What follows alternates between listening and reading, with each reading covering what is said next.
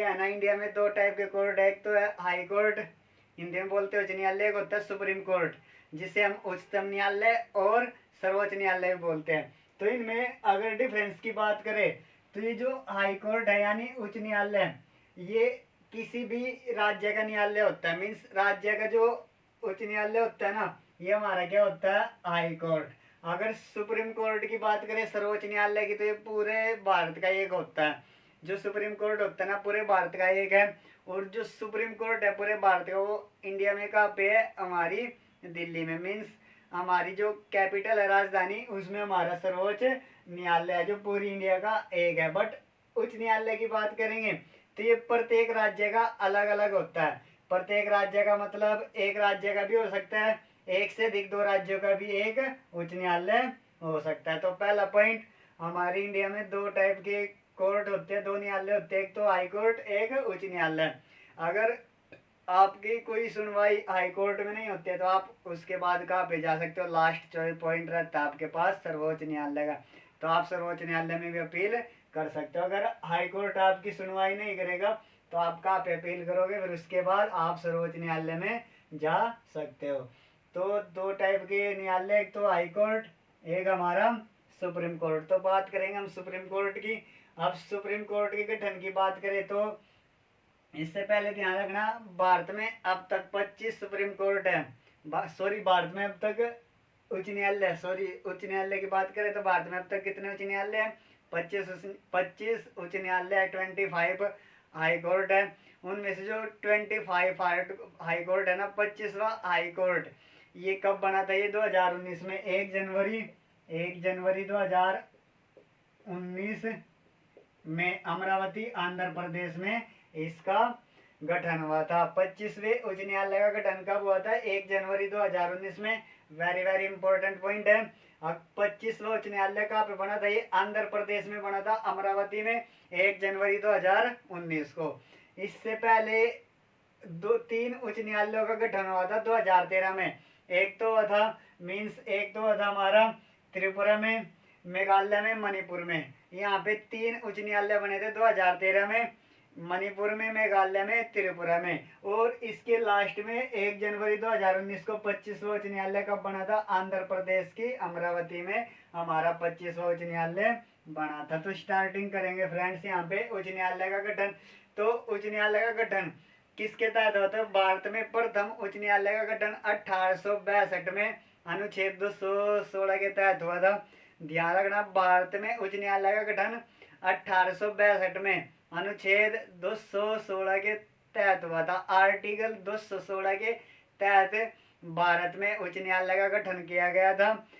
और उस समय भारत का प्रथम उच्च न्यायालय कहाँ पे बना था, कलकत्ता में। भारत का प्रथम उच्च न्यायालय कलकत्ता में बना था। ये बना था 2 जुलाई 1862 को। भारत का प्रथम उच्च न्यायालय का गठन 2 जुलाई 1862 में कलकत्ता में किया गया था। 1862 में कब किया गया था, 2 जुलाई 1862 में भारत का प्रथम उच्च न्यायालय कहाँ पे बना था, कलकत्ता में। इसी के बाद 1862 में दो उच्च न्यायालय और बने थे। एक तो बना था मद्रास में यानी चेन्नई में, एक बना था मुंबई में। ये बने थे हमारे अगस्त में। साथ ही हमारे दो उच्च न्यायालय और बने थे 1862 में स्टूडेंट्स, अगस्त में। एक तो मुंबई में, एक था मद्रास में। बट जो सबसे पुराना उच्च न्यायालय हमारा कौन सा उच्च न्यायालय है, कलकत्ता उच्च न्यायालय है, जिसका गठन कब हुआ था, 2 जुलाई 1862 में। अब ध्यान रखना, उच्च न्यायालय का गठन किस अनुच्छेद के तहत किया जाता है, तो ये हमारे अनुच्छेद 216 के तहत अनुच्छेद का गठन किया गया 1862 में। अब उस समय कलकत्ता, बम्बई, मद्रास उच्च न्यायालयों की स्थापना हुई थी। अब जो कलकत्ता का सबसे पुराना उच्च न्यायालय है, जिसका गठन कब हुआ था, 2 जुलाई 1862 में। इसके बाद यहाँ पे मद्रास उच्च न्यायालय का गठन किया गया। फिर बम्बई उच्च न्यायालय का गठन अगस्त में ही 1862 में किया गया था। अब यहाँ पे इस देर 1866 में चौथा उच्च न्यायालय बना था। वो कहाँ पे बना था, वो हमारा बना था इलाहाबाद में। इसी के बाद 1866 में चौथे उच्च न्यायालय का स्थापना की गई थी। कहाँ पे की गई थी, इलाहाबाद में की गई थी। तो यहाँ पे पॉइंट नोट करना फ्रेंड्स। अगर अनुच्छेद 216 के तहत 1862 में उच्च न्यायालय का गठन किया गया। सबसे पुराना उच्च न्यायालय कौन सा? हमारा कलकत्ता उच्च न्यायालय है, जो 2 जुलाई 1862 में बना। उसके बाद अगस्त में बम्बई और मद्रास भी उच्च न्यायालय का गठन हुआ था। अब यहाँ पे भारत में उच्च न्यायालय का गठन संविधान के अनुच्छेद 216 के तहत 1862 में हुआ था, जब कलकत्ता, बम्बई, मद्रास उच्च न्यायालय की स्थापना की गई थी। अब अनुच्छेद 216 के तहत ही अनुच्छेद 216 के तहत ही राष्ट्रपति अनुच्छेद 216 के तहत जो राष्ट्रपति है ना, हमारा एक किसी भी उच्च न्यायालय में अनुच्छेद 216 के तहत राष्ट्रपति किसी भी उच्च न्यायालय में मुख्य न्यायाधीश और अन्य न्यायाधीशों की क्या कर सकता है? नियुक्ति कर सकता है। अनुच्छेद 216 के तहत ही प्रत्येक उच्च न्यायालय मुख्य न्यायाधीश और अन्य न्यायाधीशों से मिलकर बनेगा। अब ये ध्यान रखना, अनुच्छेद 216 के तहत जो उच्च न्यायालय हो गए ना, मुख्य न्यायाधीश और अन्य न्यायाधीशों से मिलकर बने होते हैं। इसी के बाद जिसकी नियुक्ति कौन करता है? समय समय पर राष्ट्रपति करता है। वो मुख्य न्यायाधीश और अन्य न्यायाधीशों की नियुक्ति कौन करता है? ये अनुच्छेद 223 और अनुच्छेद 224 के तहत। अनुच्छेद 223 के तहत तो राष्ट्रपति मुख्य न्यायाधीश की नियुक्ति करता है। अनुच्छेद 224 के तहत राष्ट्रपति अन्य न्यायाधीशों की नियुक्ति उच्च न्यायालय में करता है। ये पॉइंट ध्यान रखना। अनुच्छेद 223 के तहत राष्ट्रपति मुख्य न्यायाधीश की नियुक्ति करता है। अनुच्छेद 224 के तहत अन्य न्यायाधीशों की नियुक्ति राष्ट्रपति उच्च न्यायालय में करता है, जिसकी नियुक्ति राष्ट्रपति समय समय पर करेगा।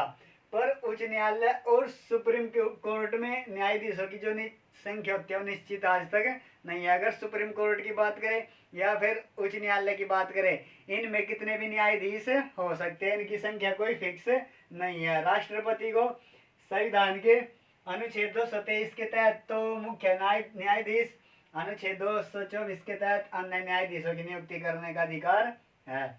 ये पॉइंट भी आपको क्लियर होगा। उसके बाद भारत के संविधान में प्रत्येक राज्य के लिए अनुच्छेद 214 के तहत भारत के संविधान में प्रत्येक राज्य के लिए एक क्या होगा? उच्च न्यायालय। अब अनुच्छेद 214 में बोला गया था प्रत्येक राज्य के लिए एक उच्च न्यायालय होगा। अब प्रत्येक राज्य के लिए क्या होगा फ्रेंड्स? एक उच्च न्यायालय होगा। ये किस अनुच्छेद में बात की गई है? ये अनुच्छेद 214 के अनुसार बात की गई है। उसके बाद अनुच्छेद 231 के तहत प्रत्येक दो राज्यों के लिए एक उच्च न्यायालय का गठन संसद कर सकता है। प्रत्येक दो या उससे अधिक राज्यों के लिए उच्च न्यायालय का गठन कौन कर सकता है? संसद कर सकता है। तो अनुच्छेद 231 में इसकी बात की गई है कि अनुच्छेद 231 के तहत संसद को यह अधिकार प्राप्त है कि वह दो या दो से अधिक राज्यों के लिए उच्च न्यायालय की स्थापना कर सकता है। अब अनुच्छेद 231 के तहत दो या दो से अधिक राज्यों के लिए उच्च न्यायालय की स्थापना होगी। ये भी पॉइंट आपका क्लियर होगा। उसके बाद यहाँ पे यह अधिकार संसद को किस संशोधन के तहत हुआ था? 7वें संशोधन के तहत 1956 में प्राप्त हुआ था। यह अधिकार संसद को कब प्राप्त हुआ था? 7वें संशोधन के तहत 1956 में प्राप्त हुआ था। इस समय देश में 25 उच्च न्यायालय। ये भी पॉइंट आपका क्लियर होगा। सन 2013 में मणिपुर, मेघालय और त्रिपुरा में यहाँ पे ये भी क्लियर। 1 जनवरी 2019 में अमरावती में आंध्र प्रदेश के उच्च न्यायालय की स्थापना की गई। इसी के साथ अब स्वतंत्र भारत के जो प्रथम मुख्य न्यायाधीश थे वे कौन थे? H.J. कानिया थे। स्वतंत्र भारत के मुख्य न्यायाधीश की बात कर रहे हैं फ्रेंड्स, तो वे कौन थे? प्रथम हमारे H.J. कानिया, जिसकी नियुक्ति किसने की थी? राष्ट्रपति राजेंद्र प्रसाद ने उनकी नियुक्ति की थी। अब ध्यान रखना, अब स्वतंत्र भारत के कौन से थे? H.J. कानिया स्वतंत्र भारत के मुख्य न्यायाधीश थे प्रथम, जिनकी नियुक्ति किसके द्वारा की गई थी? राजेंद्र प्रसाद के द्वारा। डॉक्टर राजेंद्र प्रसाद जो भारत के प्रथम राष्ट्रपति थे, उनके द्वारा की गई थी। उसके बाद प्रथम महिला मुख्य न्यायाधीश कौन थी? वो लीला सेठ थी, जो दिल्ली उच्च न्यायालय की महिला मुख्य न्यायाधीश बनी थी, लीला सेठ। अब ये भारत की प्रथम महिला मुख्य न्यायाधीश भी थी और दिल्ली की प्रथम न्यायाधीश भी थी। कौन थी? वो लीला सेठ थी। अब प्रथम महिला कौन थी जो मुख्य न्यायाधीश बनी? वो कौन थी? लीला सेठ थी। अब यहाँ पे पॉइंट 2019 में अमरावती में आंध्र प्रदेश में उच्च न्यायालय की स्थापना हुई 25 उच्च न्यायालयों में से। अब भारत में 25 उच्च न्यायालय है, उनमें से 3 साझा उच्च न्यायालय है। अब ध्यान रखना 3 तो साझा उच्च न्यायालय है, बट अगर दिल्ली की बात करें 1966 से केवल एक केस है केंद्र शासित प्रदेश है जो खुद का क्या ले रहा? अपना हाई कोर्ट ले रहा है, उच्च न्यायालय है जिसके पास दिल्ली एक ऐसा केंद्र शासित यानी संघ क्षेत्र है जिसके पास अपना खुद का क्या है? उच्च न्यायालय है। नहीं तो कुछ ऐसे केंद्र शासित प्रदेश है जिनका खुद का उच्च न्यायालय नहीं है। तो यहाँ पे अगर बात करें अब मुख्य न्यायाधीश की योग्यता क्या होनी चाहिए एबिलिटी की, तो अनुच्छेद 217 में मुख्य न्यायाधीश की योग्यता की बात की गई है। अनुच्छेद 217 में मुख्य न्यायाधीश की किसकी बात की गई? योग्यता की। तो योग्यता की बात करें तो यहाँ पे भारत का नागरिक होना चाहिए। पहला पॉइंट है भारत का नागरिक हो, कम से कम 10 वर्ष तक न्यायाधीश के पद पर रहा हो, या फिर 10 वर्ष तक किसी उच्च न्यायालय में वकालत की हो। तो अगर भारत का किसी को भी मुख्य न्यायाधीश बनना है तो अनुच्छेद 217 में इसका प्रावधान है। और क्या होनी चाहिए? उसके पास योग्यता भारत का नागरिक होना चाहिए, कम से कम 10 वर्ष तक न्यायाधीश के पद पर रहा हो, या फिर 10 वर्ष तक किसी उच्च न्यायालय में क्या की हो? वकालत की हो। इसके बाद न्यायाधीश बनने के लिए कोई न्यूनतम आयु निश्चित नहीं है। अगर आपको न्यायाधीश बनना है तो उसके लिए आपकी कोई एज फिक्स नहीं है।